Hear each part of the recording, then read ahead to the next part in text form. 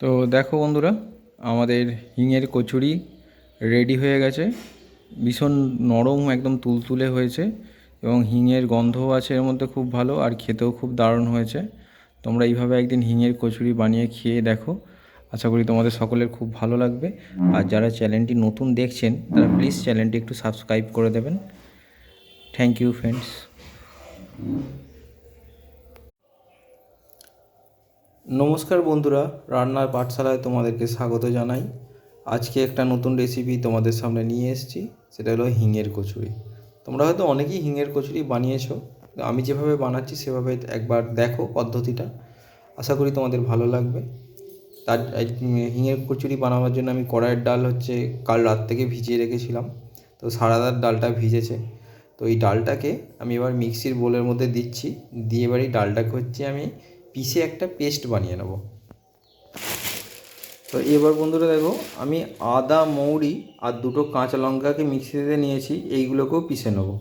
আর তোমরা চাইলে ডালের সাথেও এইগুলোকে পিষে নিতে পারো। তো বন্ধুরা, এবার হিঙের কচুরিটা বানাবার জন্য একটা পুরটা রেডি করে নেব। তো কড়াতে তেল গরম করতে দিয়েছি। আমি এখানে এই মিশ্রণটাকে তৈরি করেছি, সেটা এর মধ্যে রয়েছে বিউলির ডাল, আদা, লঙ্কা, আর এখানে আর রয়েছে এটার মধ্যে মৌরি। এবার এখানে আমি নিয়েছি হিং, আর এটা নিয়েছি নুন। তো এই মিশ্রণটা আমি একটু শুকনো করে ভাজতে হবে। তো এবার বন্ধুরা, আমরা এই মিশ্রণটাকে একটু ভেজে নেব, ভেজে শুকনো করে নেব। এটা এবার যখন শুকনো হবে, আমরা দেখবো এটা কড়া থেকে আপনি ছেড়ে যাবে, এর মধ্যে যে এরকম চিটচিটে ভাবটা থাকবে না। তো এবার বন্ধুরা, আমি এর মধ্যে দিয়ে দিচ্ছি হিংটা।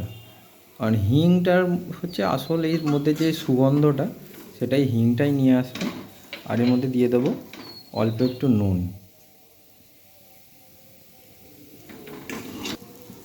তো দেখো বন্ধুরা, এই যে আমাদের পুরটা রেডি হয়ে গেছে, পুরো শুকনো হয়ে গেছে পুরটা, একদম ঝরঝরে। এবার আমরা এক লেচির মধ্যে ছোট ছোট করে পুরগুলোকে দেবো, দিয়ে বেলবো আর ভাজবো।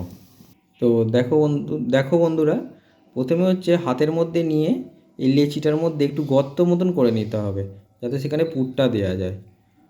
তো গর্ত মতো করে নিয়ে এর মধ্যে পরিমাণ মতন কিছুটা পুর এর মধ্যে এরকমভাবে ঠেসে দিতে হবে। দিয়ে মুখটা বন্ধ করে দিয়ে, যেরকম আমরা সেই মোমো বা পিঠের মুখটা বন্ধ করি, ওরকম মুখটাকে বন্ধ করে নিয়ে এবার হাতের মধ্যে এটাকে একটু চেপটে নিতে হবে। দিয়ে এবার অল্প একটু তেল লাগিয়ে এটাকে হালকা হাতে বেলে নিতে হবে। কারণ খুব চাপ দিয়ে বেলবে না, খুব চাপ দিয়ে বেলতে গেলে হয়তো পুরটা ফেটে বেরিয়ে যেতে পারে। তো সেই জন্য একটু হালকা হাতে বেলে নেবে।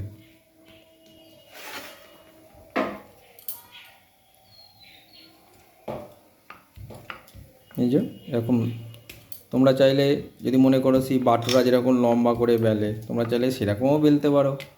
কিন্তু অ্যাকচুয়ালি হিঙের কচুরি আমাদের সেই ছোটোবেলা থেকে গোল আকারে খেয়েই অভ্যেস, সেই জন্য গোলই বেলে নেওয়া হচ্ছে। দিল্লি সাইডে অনেক সময় বাটুরা লম্বা লম্বা করে বেলে, তোমাদের একদিন বাটুরা করে দেখাবো। তো দেখো বন্ধুরা, আমাদের গরম তেলের মধ্যে প্রথম হিঙের কচুরিটা ছেড়েছি। এবার এর মধ্যে তেলটা দেব, ওপর থেকে এইভাবে তুলে তুলে তেলটা দেব, দিয়ে এবার পরের পিঠটা উল্টে নেব। তো খুব সুন্দরভাবে আমাদের ভাজাটা হয়ে গেল। তো এইভাবেই প্রত্যেকটা কচুরিকে আমরা ভেজে ভেজে নেব।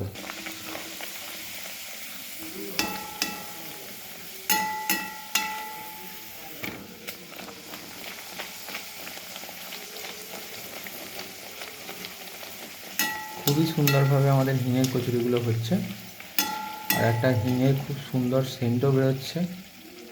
আমরা এটাকে খুব বেশি লাল করব না, মোটামুটি একটু লাল রাখবো।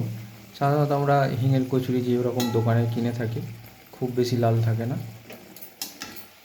তো এটাকে তোমরা ঘুগনি, আলুর দম, আলুর তরকারি বা ছোলার ডাল, যে কোনো কিছুর সাথেই খেতে পারো।